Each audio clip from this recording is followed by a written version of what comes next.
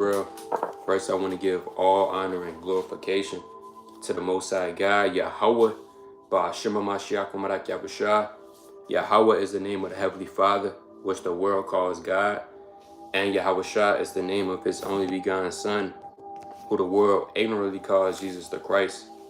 I want to give a strong shalom to all the mighty men that's going out there laboring, presenting their bodies as a living sacrifice, doing all they can to wake up the lost sheep of the house of Israel.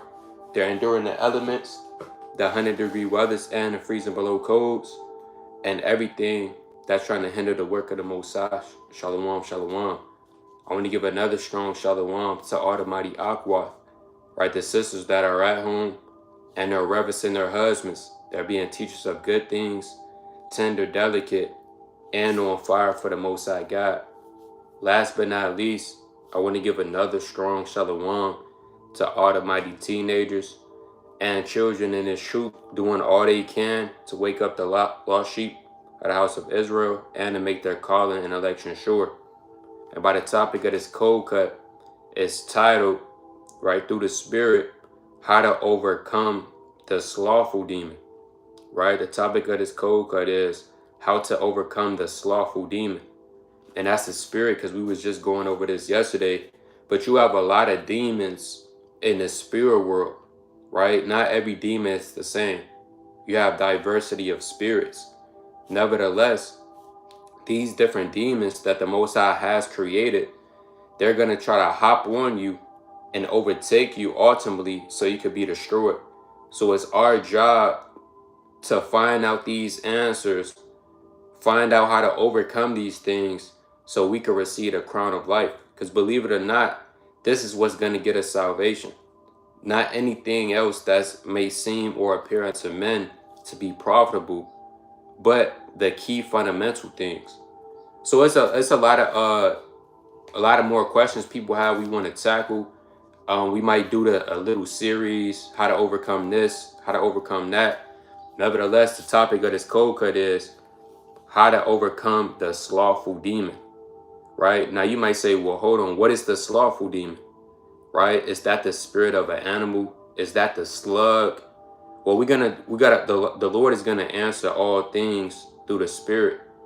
So let me kick it off with the book of Sirach. Let's first kick it off with the book of Sirach, chapter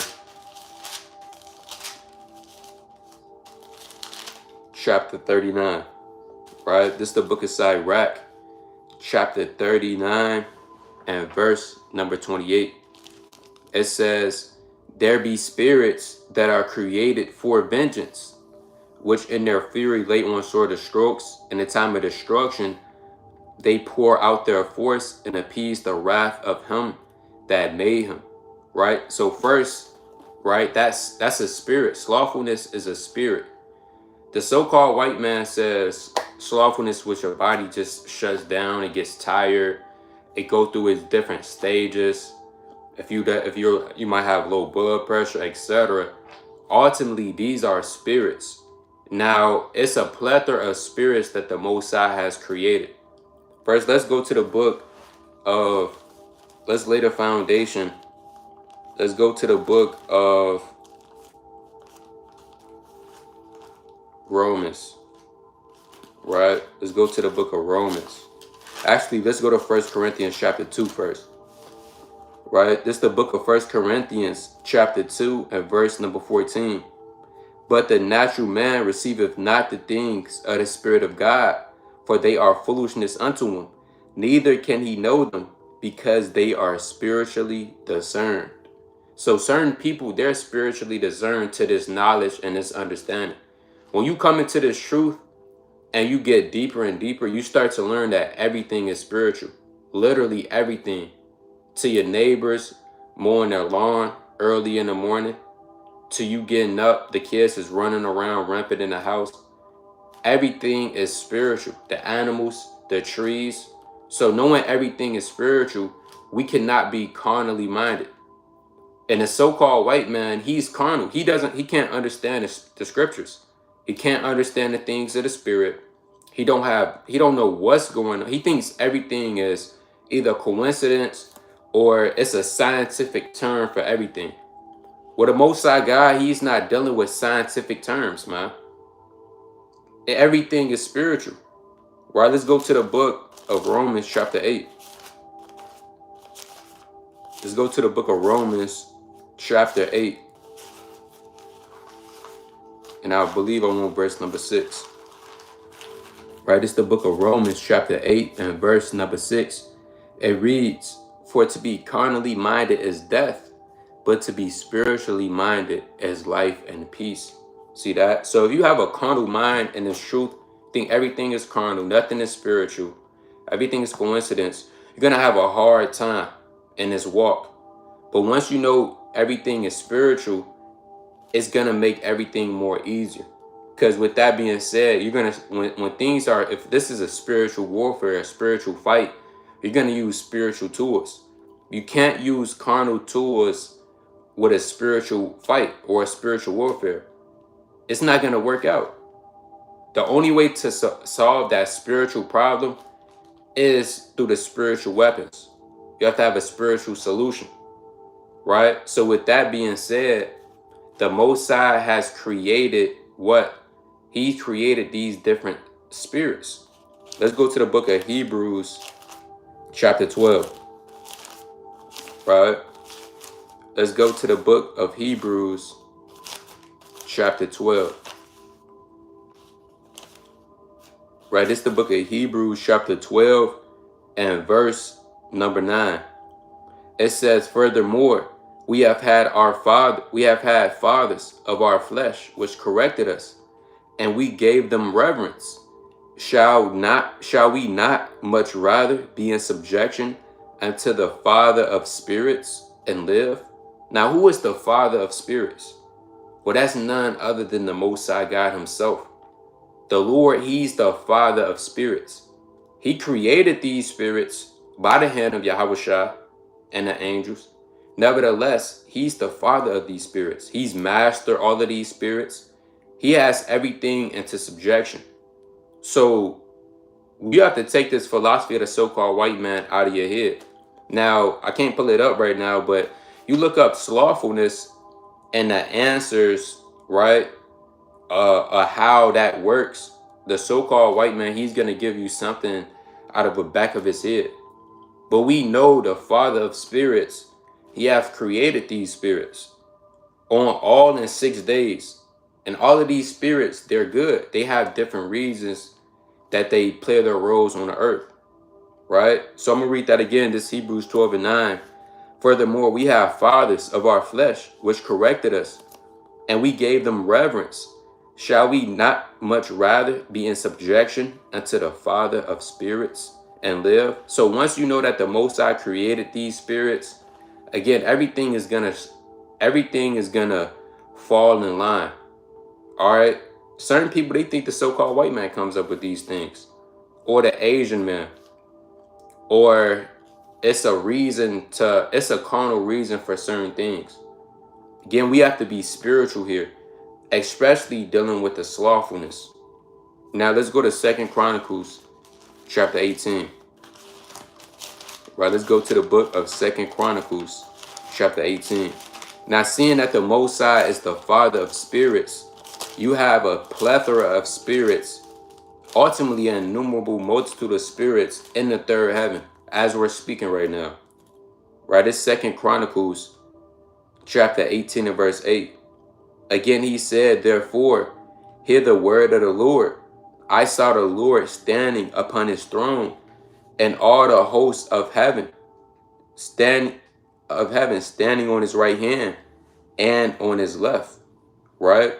Now, this is an in-depth vision, right, that Micaiah is seeing through the spirit. He's saying he see the Most High on his throne, and you have spirits on his right hand, and you have spirits on his left hand. In the third heaven, it says, "And the Lord said, who shall entice Ahab, king of Israel, that he may go up and fall at Ramoth Gilead? And one spake, saying after this manner, and another saying after that manner. Then there came out a spirit and stood before the Lord and said, I will entice him. And the Lord said unto him, wherewith? So you have spirits, they're literally up there, man. They're saying, hey, I'm going to do this. Hey, Lord, send me on the earth to do this, right? They, at the end of the day, these spirits, they would not transgress the Most High's word. Whatever the Lord commands them to do, they do it, and they do it with joy, man. The Most High tells that slothful spirit to go hop on a man down on earth. That spirit is going to do it with all joy, man. And he's going to do it to the T. If the Lord tells a lust spirit to go hop on a certain person on the earth, that spirit is going to do that with all honor and glory being given to the Most High. So in this context, right, the Lord said, who's going to entice King Ahab, a Ramoth Gilead? A spirit came out and said, guess what? I'm going to do it. Now he's saying, well, hold on. How you going to do that?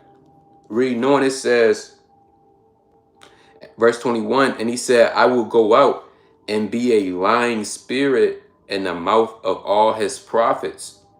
And the Lord said, thou shalt entice him, and thou shalt also prevail. Go out and do even so. Now, the point of bringing this out is you have a lying spirit. You had a spirit of jealousy. You had a spirit of anger in the third heaven. You had a spirit of pride. It's so many spirits that's in the third heaven.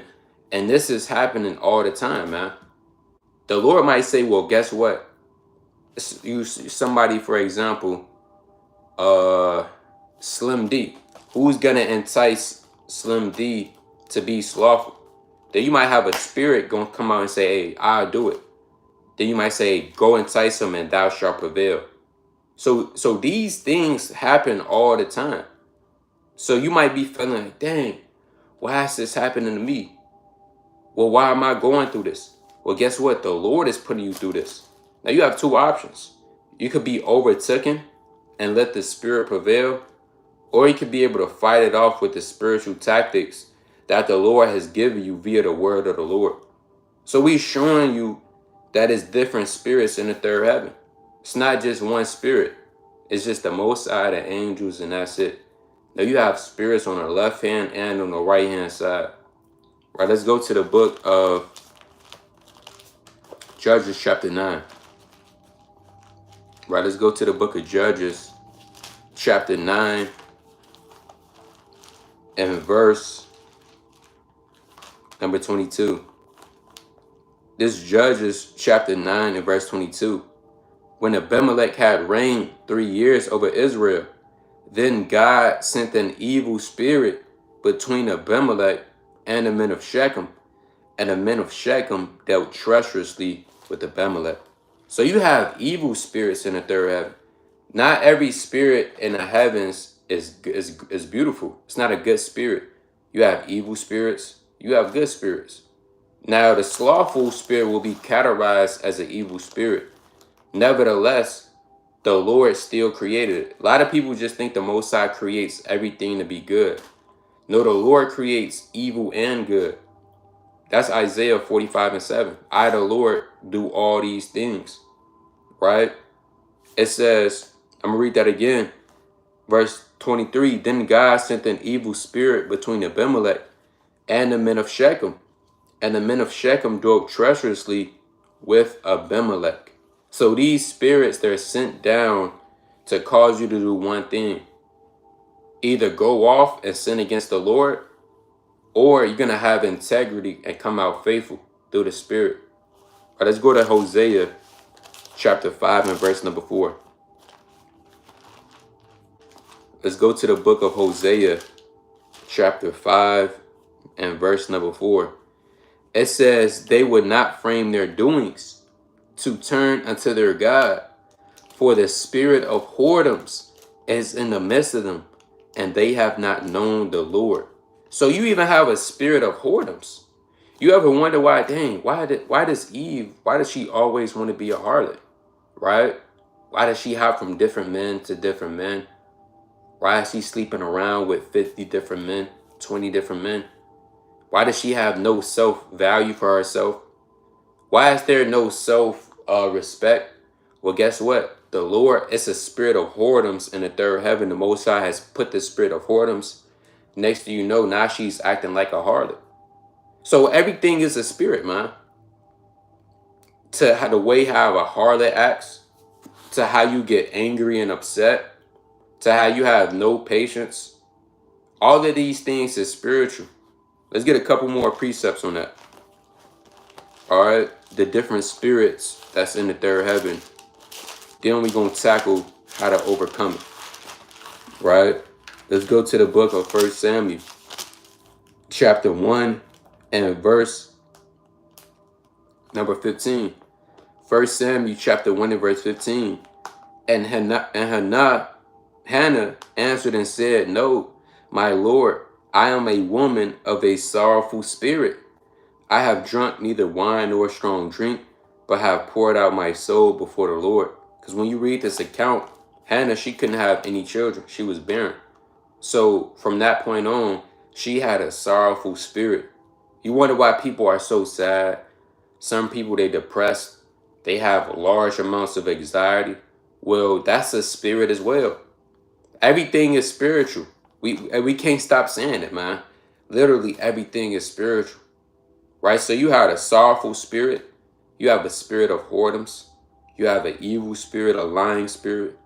Right, let's go to the book of Numbers, chapter 5. Right, let's go to the book of Numbers, the 5th chapter.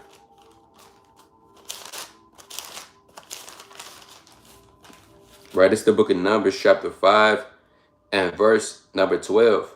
It says, Speak unto the children of Israel, and say unto them, If any man's wife go aside and commit a trespass against him, and a man lie with her carnally, and it be hid from the eyes of her husband, and it be kept close, and she be defiled, and there be no witness against her, neither shall she be taken with a manner. Right? And the spirit of jealousy come upon him, and he be jealous of his wife, and she be defiled, or if the spirit of jealousy come upon him, and he be jealous of his wife, and she be not defiled. Right? So you even had a spirit of jealousy from in the ancient world. Chiefly, a man could be a spirit of come upon, he could be jealous because he might feel like his wife committed adultery. Now, she might have committed adultery, she might have not. Nevertheless, that spirit is still going to come upon her. So if she's always coming in at 12 o'clock at night, first thing she do when she come home, she gets straight in the shower. Right? She's always out late. That spirit could come upon that man and say, hold on, this don't sound right. Next thing you know, that spirit of jealousy come upon him. He asking her questions. He's saying, let me see your phone. So all of these things is spiritual. With that being said, the slothful demon, that's a spirit that the Most High has specifically sent down on certain women and men to ultimately overcome them. You have certain people, you might be in the airport. You have Esau sitting back, he's yawning. Right? I was at my old job one time. Jake used to come in the morning and just yawn. Eventually that spirit kind of hop on you. Next thing you know, you yawning. You're getting tired out of nowhere for some reason. Right? Or you might be laboring, and the truth, you going fire, you going hard, but you have a spirit that try to come on you and tell you to relax. Tell you, you know what I'm saying, just take a break. You have certain brothers, right? I could testify to this as well. Certain brothers, they told me, hey, they get up in the morning, they ready to read. They're not tired at all. As soon as they crack open a Bible to read, the spirit just telling them to just go to sleep. They get tired out of nowhere. It's only when they crack open the Bible. Right? You have certain other men, they get home from work, they want to go straight to bed. So this demon, rather, is plaguing a lot of people. Right? It's going rampant. And not only that, it's going to increase the more we approach the last days. Let's get that in 2nd Esdras, chapter 14. And it's a spirit that almost everybody has probably encountered in the truth. Right? Because, I mean, we just in the flesh. No man could be on fire 24/7. You're gonna have things, especially if you are on fire, you're gonna have things that's gonna try to stop you. Now, the slothful spirit, it's not a man that's already slothful. I mean, he's not doing anything. He's not on fire. That spirit is not gonna try to attack you. I mean, you're already doing his job. But the man that's fervent, the woman that's fervent, she's doing all she can to be on fire in this thing. That spirit is gonna attack them the most and the most hardest. But let's go to 2nd Esdras chapter 14. This 2nd Esdras chapter 14 and verse number 2nd Esdras chapter 14 and verse number 16. It says, "For yet greater evils than those which thou hast seen shall be done hereafter. For look how much the world shall be weaker through age." So as we approach the latter days more and more and more, the earth is going to be more and more weaker. It says, so much more shall evils increase upon them that dwell therein. So if you are dealing with the spirit of slothfulness, you want to keep in the back of your head, it's not going to get any more easier. That spirit is just only going to increase, it get harder and stronger and stronger and stronger. Why? Because you have set prophecies in the scriptures for evils to increase. That being said, it's only one option. You have to overcome that. You have to get stronger, right? You have to serve the Lord more. And it's a plethora of reasons why we shouldn't be slothful. We're going to get that toward the end. But we want to tackle the problems first, how it comes upon you. Because believe it or not, these spirits, they watch you. They know that the exact time to get you out the spirit, to attack you. With that, you have to be circumspect. That's why the Lord said, be circumspect. The Lord said, be sober, be vigilant. Because your adversary, the devil, walked around as a roaring lion, seeking whom he may devour. So let's go to Acts chapter 19. All right, and that's the true saying. Let's go to the book of Acts, chapter 19, and verse, I believe I want 11. Acts chapter 19 and verse number 11. It's Acts 19 and 11, and it reads, well, Acts chapter 19 and verse 13. Acts 19 and 13. Then certain of the vagabond Jews, exorcists, took upon them to call over them which had evil spirits the name of the Lord Yahushua, saying, we adjure you by Yahushua whom Paul preacheth. It says, and there were 7 sons, and Savannah, a Jew, the chief of priests, which did so. And the evil spirit answered and said, Yahushua I know, and Paul I know, but who are ye? So you have certain spirits, they actually know who you are. Now these spirits, they said, hey, I know who Paul is. I know who Yahushua is, but who are you? And what you're going to come to find out, these men tried to cast out this spirit, but they couldn't, so that spirit overtook them. So if you're not on a high spiritual level and have the power given to you by the Most High God to cast out spirits, you try to cast out a spirit, that spirit might overcome you. Next thing you know, these men fled out the house naked, right? Nevertheless, the point is, these spirits know exactly who you are, man. They know your name. They know where you stay at. They know what time you get up in the morning, right? You don't think that slothful demon knows what time you get up in the morning? No, it's watching you, man. It knows what time you come home from work. It knows when you're finna go out. Hey, that slothful spirit knows when you got free time. It knows when you just got done studying. So it's going to come to you in the exact moment, the right timing, so it could tempt you. Right? So these spirits, they knew you. Some of these spirits was on men from a youth. Right? Let's get that in Mark chapter 9. And that's deep. Right? This Mark chapter 9 and verse number 20. And they brought him unto him.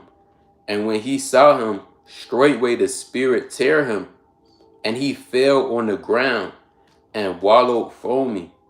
And he asked his father, how long is it ago since this came unto him? And he said, of a child. So certain of these spirits been on certain men and women since you was a child. You ever wonder why, dang, I used to always love sleeping when I was a kid, right? This one brother told me every Friday when he was in the world and he just go to sleep, right? He just said, hey, he don't know, it's something that overtook him that caused him to be in a deep sleep. Now that you come into the truth, you recognize that it is a demon. You find out that this thing is actually harder to battle than you was in the world. Why? Because when you was in the world, you wasn't aware of these things. You wasn't aware that that was a spirit. You wasn't aware that you would have to fight that. You wasn't aware of these certain different things how you're aware now. So certain of these spirits been on men since they were a youth, a child, right? And these spirits, they love you. They love the flesh. They feed off of the flesh. So the more you feed them, right, and entertain them, they're going to grow stronger and stronger, and to the point where it's going to be harder and harder to get it off of you, right? Now let's go to the book of Ecclesiastes, chapter 10. Let's go to the book of Ecclesiastes, chapter 10. This Ecclesiastes chapter 10 and verse number 18. It says, by much slothfulness the building decayeth, and through idleness of the hands the house droppeth through. So the Lord said, by much slothfulness the building decayeth. That's on a physical and a spiritual level. Because you have a building, you have a temple, which is your body. Your body could wax weak through the spirit. You start losing the understanding, the breakdowns. Slowly but surely, you start forgetting the precepts. Instead of studying, you know what I'm saying, you take that time out to watch TV, man. To go to Five Guys, to eat, to do everything that's not profitable. The Lord said, through by much slothfulness the buildeth decayeth. Not only that, you have a building, chiefly you men of the Lord, the servants of the Lord, you have a building to raise up, man. You have a temple, the 144,000, the altar that you have to build up. So if you're slothful, how is the elect going to get sealed? How is the work of the Lord going to be put in, man? How is your brick going to be put in so you can receive the word, the reward? It says, and through idleness of the hands, the house droppeth through, right? That means your hands is not working. Chiefly, if you're a man and you're a woman, you have to be working with your hands. And that could be so many different levels. Again, that could be on the physical level. If you don't physically work, go get a job, do something around the house, clean up your house, etc. Through that idleness, things is gonna get worse and to start to chaos. Next you know, you never clean up. It's trash all over your house. It's dust everywhere. The dishes aren't done. Next thing you know, bugs start to creep in. If you never go to work, you don't work for a whole year, guess what? You might be in debt, right? You might have to pay back all of these different student loans, whatever things you have going on. And if you don't spiritual work, you're not going to eat. If you don't eat, eventually you're going to die. So the Lord said, through much slothfulness, the building decayeth. And that's right. Let's go to the book of Hebrews, chapter 6. Right? Hebrews, chapter 6, and verse number 19. So, however this spirit attacks you, you have to pay attention closely to how it attacks you. What time it attacks you. The different, how it might come upon you. Right? If you need to pray, hey, make sure you pray, man. If you need to hit up a brother, make sure you hit up a brother or a sister. By all means, just like this spirit is watching you, you want to watch these spirits. Let's go to Hebrews chapter 6 and verse number 19.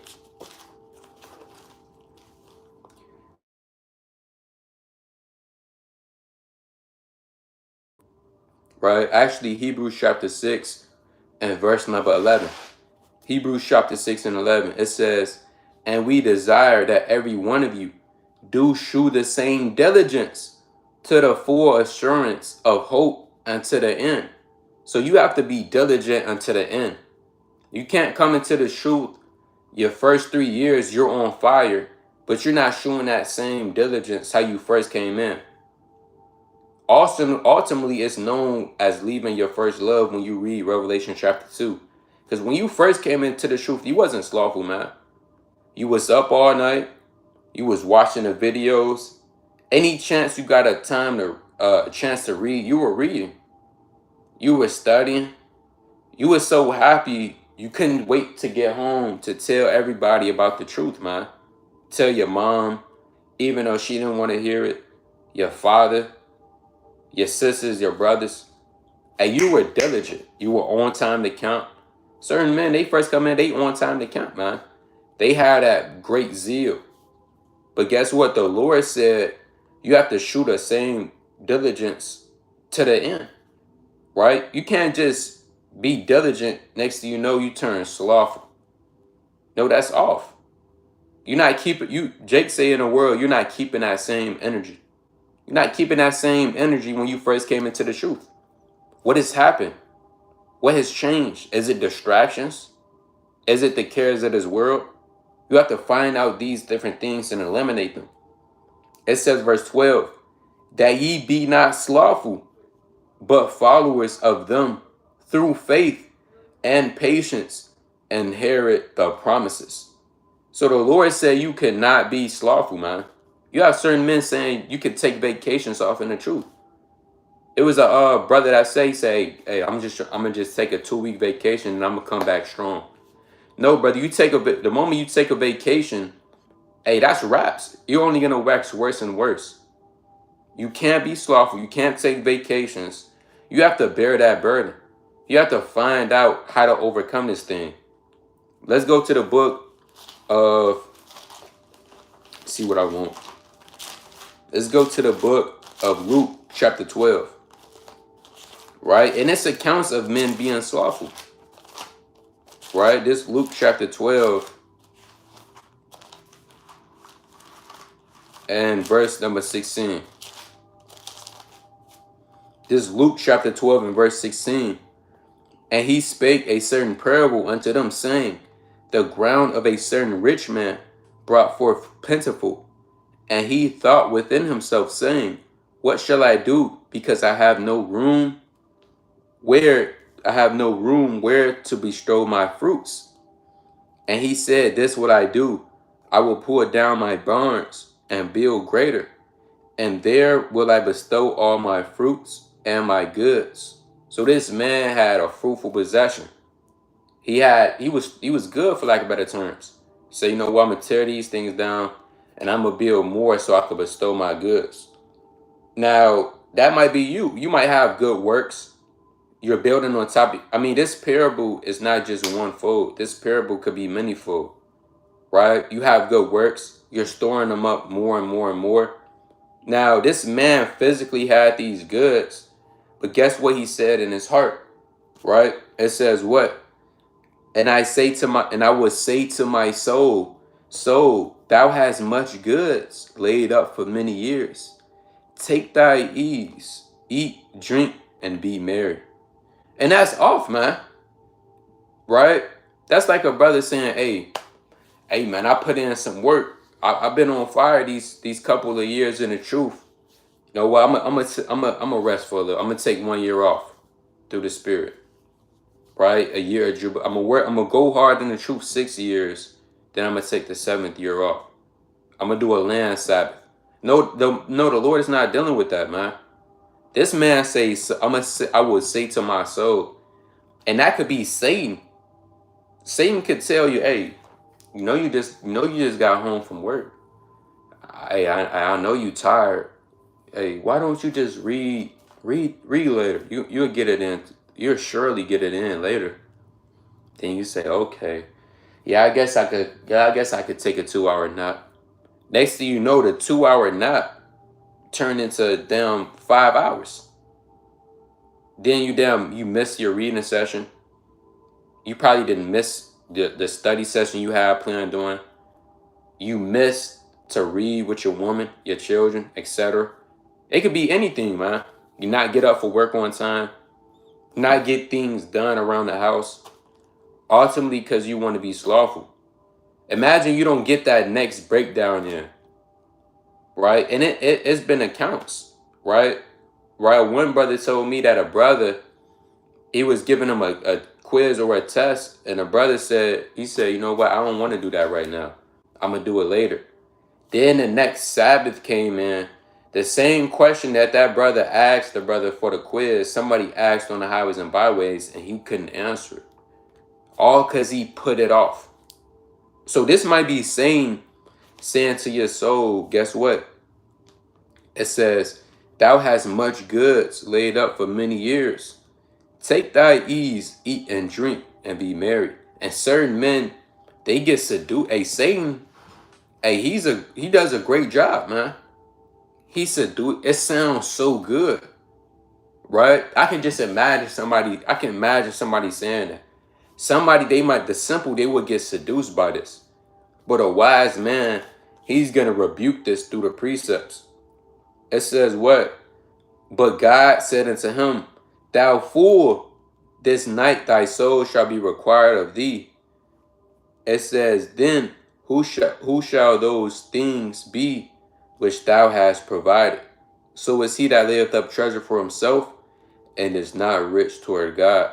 So the Lord, at that moment you was slothful, guess what? That same, while you were sleeping and sluggish, the Lord could say, thou fool, this night I'm gonna come and require thy spirit of thee.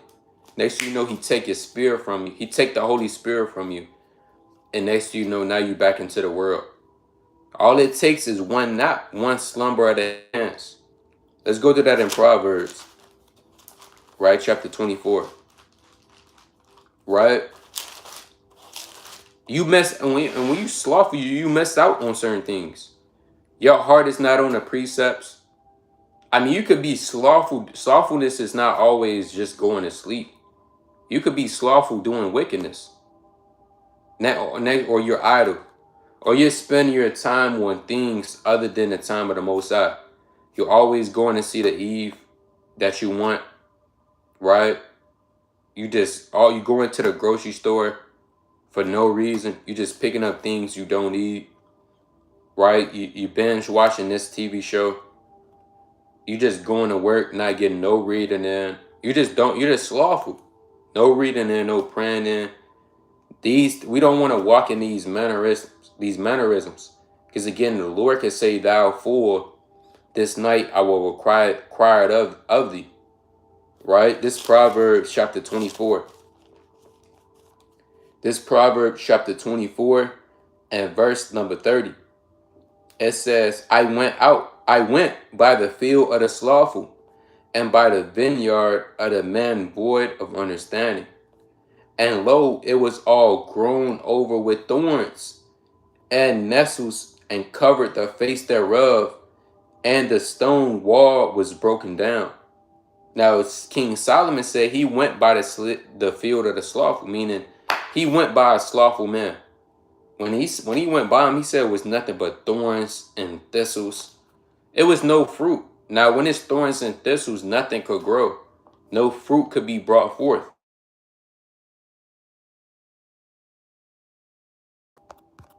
Right, Salakia. No fruit could be brought forth. It says what? Verse 32. Then I saw and considered it well. I looked upon it and received instruction. So you could actually learn something from a slothful man. What not to be like. Now, what did King Solomon learn from this slothful and lazy man? It says what? Yet a little slumber, a little sleep, a little slumber, a little folding of the hands to sleep. So shall thy poverty come as one travaileth, and thy want as an armed man. Meaning what? All it takes is a little slumber. All it takes is that one time.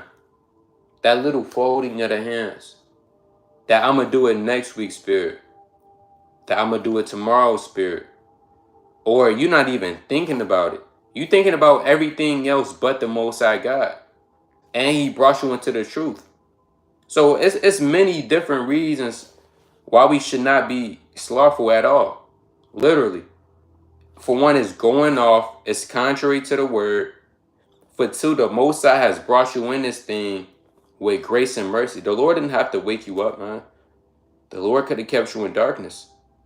He could have, though you could have been we don't know if we are the 2/3 or not, but the Lord could have had you reserved specifically for destruction. You could have been a scoffer on the highways and byways, right? Instead of going out there teaching, the Lord could have had you to be a scoffer, right? The Lord didn't have to bring you into this thing. So with seeing that the Lord has love and respect for us, we should in no wise not fail to show that back or pray that back to the Most High God, right? Let's go to the book of Proverbs, chapter 19 and verse number 15. This Proverbs chapter 19 and verse number 15. Slothfulness casteth into a deep sleep, and an idle soul shall suffer hunger. So the more that you're slothful, you're going to suffer hunger. You're going to spiritually starve. You're not going to be getting any wisdom, no understanding. 9 times out of 10, you're slothful. You're gonna end up going off because you're not thinking about the precepts, man. You're just thinking about how to relax. It's a spirit deep down that's on you that's telling you do not do certain things. Don't pray. Don't read. Don't study. A lot of people excuses, man. I just don't feel like it. Certain people they say, I don't know why. I just been slothful.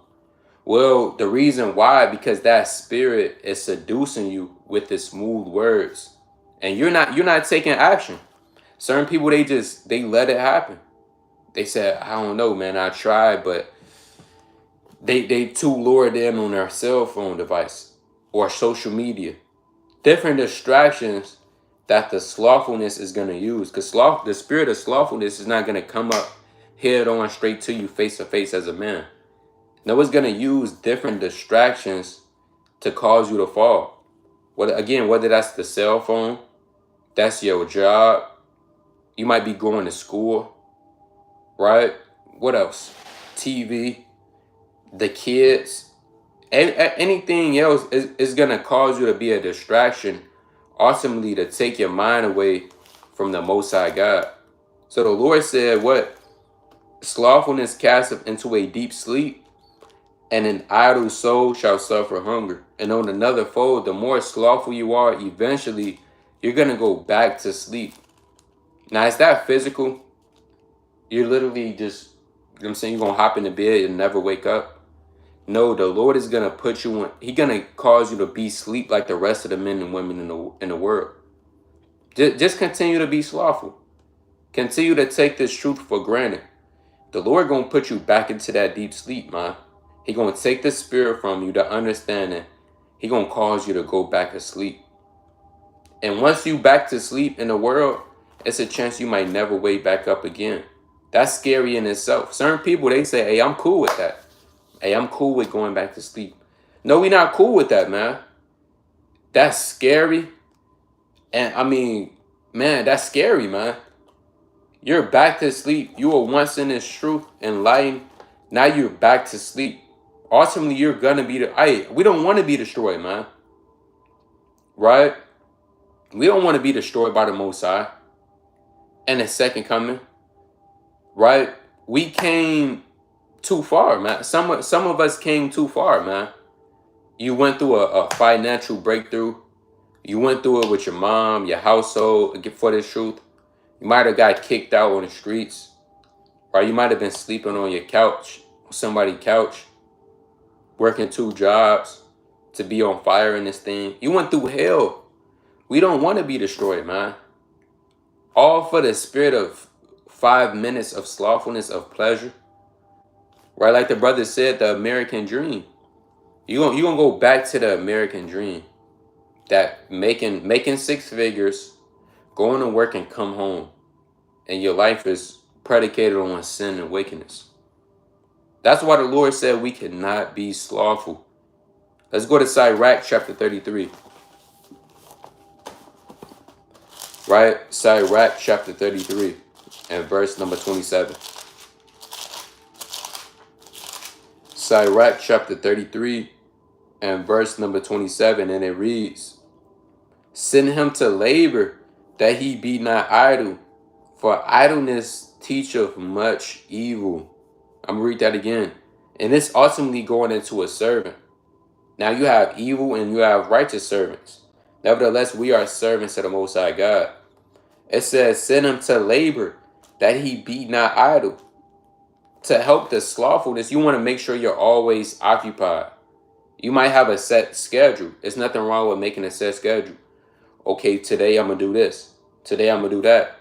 I had to make a set schedule. Okay, today I'm going to go live at this time, most high willing. So everything could be in order. Right? It says, send him to labor, that he be not idle. For if you are idle, it says, for idleness teacheth much evil. Again, 9 times out of 10, if you're slothful, you're going to end up sinning. You're going to end up back smoking weed somewhere. You're going to be back up doing lewd acts, fornication, right? You're going to be talking to different women again. You're going to be on wicked sites, right, at 5 in the morning. All because through idleness. You're not doing anything. So if you're not doing anything, if you're not doing the work of the Most High at least, and the work of the Most High could be in any way. It could be teaching your children, reading, praying, studying, fasting, watching a video. If you're not doing those things, it's a perfect opportunity for Satan to tempt you through your idleness, through your slothfulness. And you're gonna be overcome. It's not unless you rebuke the spirit. Other than that, you're gonna be overcome. Why? Because you're not in the spirit. You're slothful. You're idle. And idleness teacheth much evil. Right? Let's go to the book of, see what I want. Let's go to the book of Nehemiah chapter 3. Right? So the Most High says, send him to labor. You want to make sure you're occupied in righteousness. It's the book of Nehemiah chapter 3. Let's go to Nehemiah, the 3rd chapter. Right, this Nehemiah chapter 3 and verse number 5. It says, and next unto them the Tekoites repaired. Right, now the Tekoites, right, is a group of men in the ancient world during the time of Nehemiah that was helping to build the temple of the Lord, the walls. Right, it says, and next unto them the Tekoites repaired, but their nobles put not their necks to the work of the Lord. So you have everybody else, they're building the walls up. They're on fire in this thing. But you have the nobles, they didn't want to put their neck to the work of the Lord. And if you're slothful, that's ultimately what you're saying. What you're saying is, hey, I don't want to read. Now, you might not be literally saying that, but your actions is showing that. Hey, I don't want to read. I don't want to study right now. I don't want to pray. I don't want to stay occupied. I don't want to learn I don't want to learn more. I don't want to increase. What you're saying is you don't want to put your neck to the work of the Lord. And women and men, we have to strive to put our necks to the work of the Most High. Because if we put our necks to the work of the Lord, literally forcefully, the Lord is going to see that and he's going to reward us according to our works. Now, in the day of judgment, you find out that the Lord is not giving, he's rewarding you with judgment. You might ask, well, hold on, Lord, why am I getting this? Then he might say, because you've been slothful. You've been a wicked servant, a slothful servant, right? Then you might say, well, how was I doing that? Then the Lord is going to show you an in-depth vision of all the times that you were slothfulness, that you were slothful. He said, this is the reason why you're not getting into the kingdom. Hey, that would be horrible, man. That wouldn't be good. The Lord show you a vision of all of the times you were lazy, all of the times you were slothfulness. You didn't want to be on fire in this thing, and you knew better. And he said, well, this is why you're not getting the kingdom of the Most High. Then he appoints you to the lake of fire. So We don't want to be like the nobles of the Tekoites, man, because these men, they didn't want to do the work of the Lord. That's certain men, they don't want to go out and teach. Or they don't even want to go out in the highways and byways. They want to stay at home on the couch. They like to scoff on the keyboard. They like to say everything on the keyboard, but they're not doing nothing that the Lord is telling them to do. They're on the couch eating donuts. So these different examples that the Most High has given us, we have to strive of what to be like and what not to be like. Let's go to Luke chapter 19. Right, let's go to the book of Luke chapter 19. It's the book of Luke chapter 19 and verse number 12. And it reads, he said, therefore, a certain nobleman went into a far country to receive for himself a kingdom and to return. And he called his 10 servants and delivered them 10 pounds and said unto them, occupy till I come. Ultimately, this is Yahweh Shah. He gave them some to occupy till them come. What did the Lord give us this truth? Right? It says, but his citizens hated him and sent a message after him saying, we would not have this man to reign over us. And it came to pass that when he was in return, having received the kingdom, then he commanded these servants to be called unto him, to whom he had given the money, that he might know how much every man had gained by training. So the Lord, he wants to see if you're going to do something with this truth, man. If you're going to do something with this knowledge that the Lord gave you. Right? It says verse 16, then came the first, saying, Lord, thy pound have gained 10 pounds. And he said, well, thou good servant, because thou hast been faithful in very little, have thou authority over 10 cities. So this man, for not being slothful, this man was rewarded 10 cities in the kingdom of heaven. It says, and the second came, saying, Lord, thy pound have gained 5 pounds. And he said, likewise, be thou over 5 cities. And another came, saying, Lord, behold, here is thy pound, which I have kept laid up in a napkin. So this man was slothful. He didn't do any. These different men, they trading, they magnifying their talents. They saying, okay, I just did this, let me do this. They on fire in this thing. Then you had this one man, he said, hey, Lord, I didn't do nothing with it. Now, what do you think this man was doing? This man wasn't taking this thing serious. He was being wicked, lazy. He was putting it off. He said, yeah, I know it's the truth, but I want to still have, deep down inside, he still wanted to have fun in his world. Right? He said, yeah, I know, but I'm a wait. I'm going to do it next week. Then he started putting it off more and more until the Lord came back. It says what? For I fear thee, because thou art an austere man. Thou takest up that thou layest not down, and reapest that thou didst not sow. And he said unto him, out of thy own mouth will I judge thee. Thou wicked servant, thou knewest that I was an austere man, taking up that I laid not down, and reaping that I did not sow. Right? Jumping down, I want to jump down to, I'm going to read on. Verse 23, wherefore then thou gavest not thou my money into the bank, that at my coming I might have been required of my own with usury? And he said unto him that stood by, take from him the pound, and give it to him that have 10 pounds. And they said unto him, Lord, he have 10 pounds. For I said unto you that unto every one which have shall be given, and to him that have not, even that he shall be taken away from him.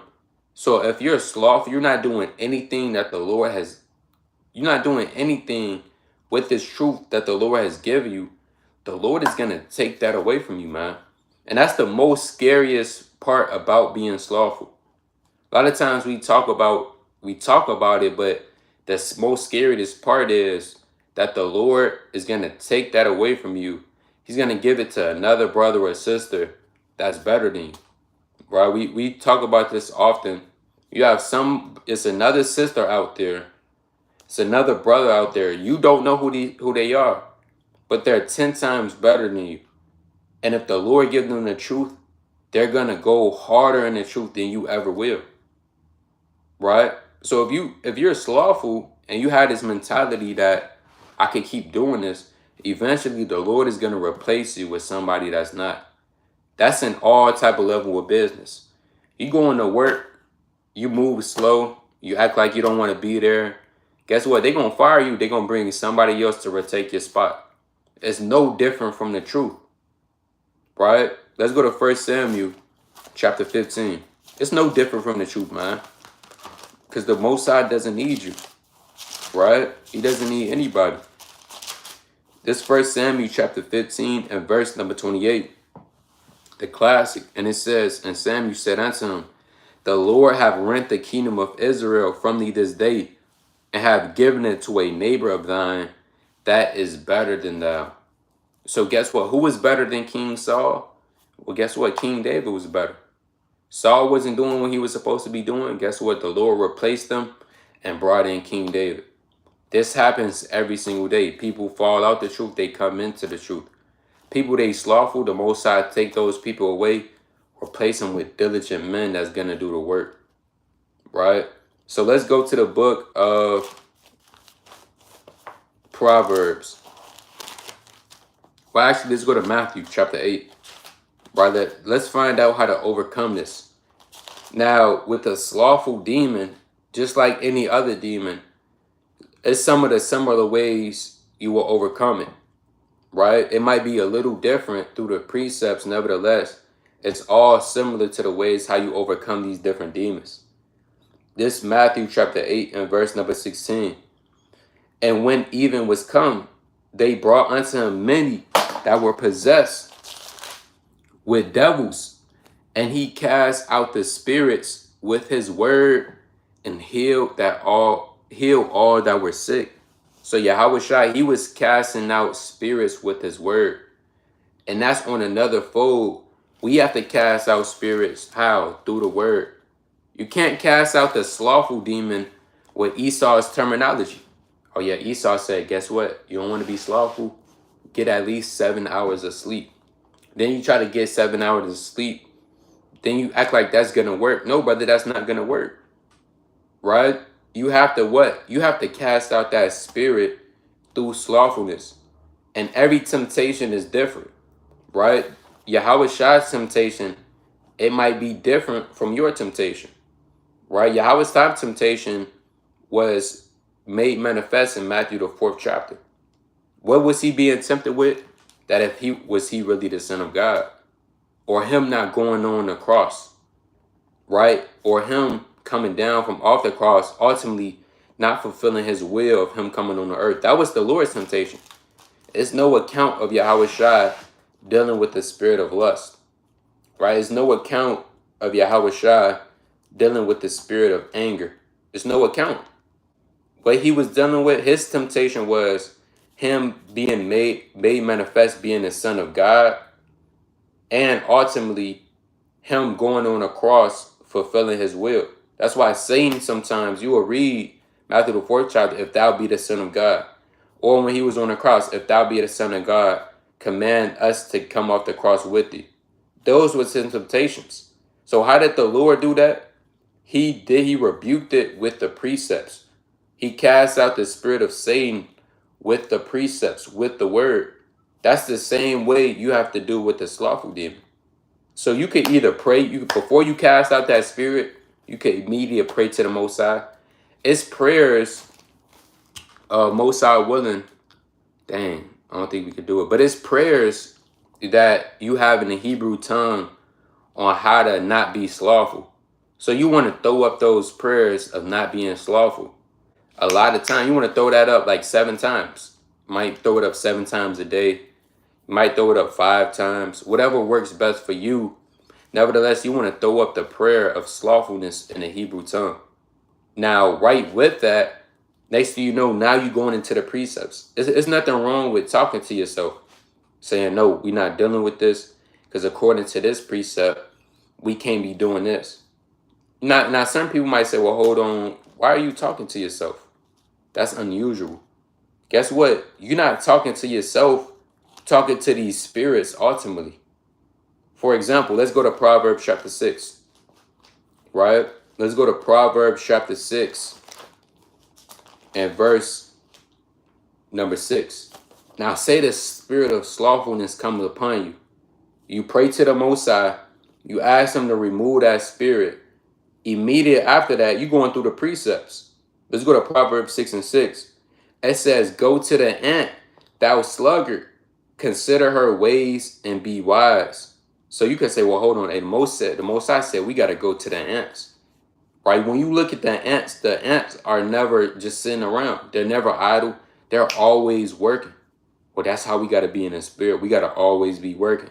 Always be occupied. Read on verse 7. Which having no guide, overseer, or ruler, providing her meat in the summer, and gathereth her fruit in the harvest. How long wilt thou sleep, O sluggard? When wilt thou arise out of thy sleep? Yet a little sleep, a little slumber, a little folding of the hands to sleep, so that shall thy poverty come as one travaileth, and thy want as an armed man. So when you go through these precepts, it's going to remind you to stay in his spirit. That's why when Yahushua was being tempted, guess what he was quoting? The precepts. He was quoting the precepts, man. He wasn't quoting some other strange book. Or he wasn't quoting Esau's terminology in his scientific terms on why you're slothful. No, he was quoting, thus said the Lord. Let's go to Proverbs chapter 14. Right, let's go to Proverbs chapter 14 and verse number 23. Proverbs 14 and 23, it says, in all labor there is profit, but the talk of the lips tendeth only to penury. So in all labor there's profit on a physical, spiritual level. That one extra hour of reading, you're going to get profit from that. That one extra prayer you throw up to stay in the spirit, to not be slothful, even though it's one extra, guess what? It's profit in that. It don't matter how big, how small the labor is. If it's spiritual, it's always going to be profit in any labor that you put in toward the work of the Most High God. All of this ties in to how to overcome that spirit. So again, you want to find out the prayers to overcome that. Make sure you throw that up consistently. Also, let's go to Mark chapter 9. Right, let's go to Mark chapter 9 and verse number 29.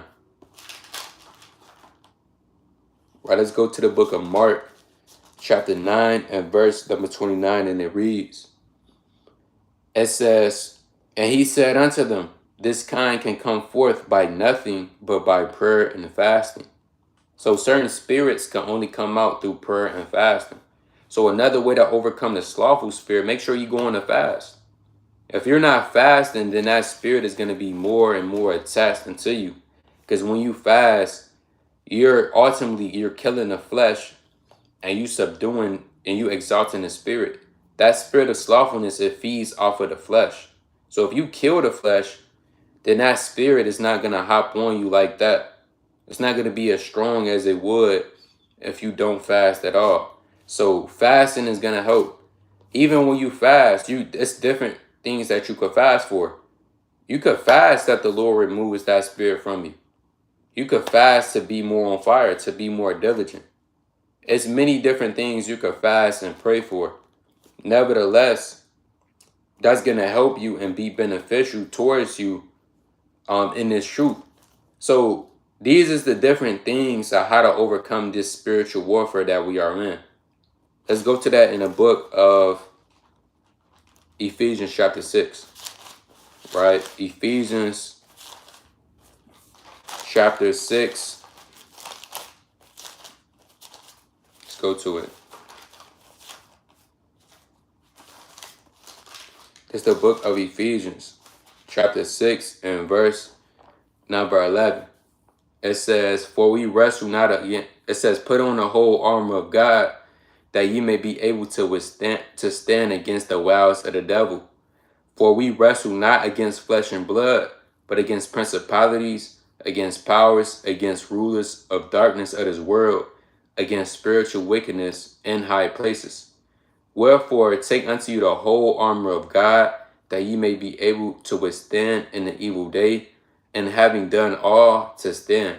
So the only way you're going to overcome these different spirits when you're in spiritual warfare, you have to have on the armor of the Most High God. And this armor, as we read on, is not physical. It's not physical shields, a physical sword. All of this is spiritual. Seeing that you're fighting a spiritual warfare. It says what? It says, stand therefore, having your loins girt about with truth, and having on the breastplate of righteousness. We all know truth and righteousness is what Yahweh Shai, keeping the commandments, Deuteronomy 6:25. It says, and your feet shod with the preparations of the gospel of peace. Above all, taking the shield of faith, wherewith you shall be able to quench all the fiery darts of the wicked. So you want to have the shield of faith. If you don't have faith, you're not going to be able to overcome these spirits. You have certain people say, I don't know if I could do this. Well, guess what, brother? Those darts is going to attack your spirit because you have no faith that you're going to overcome this thing. And wait, in order to overcome the slothful demon, the first you must believe you could do it through Yahweh Shai.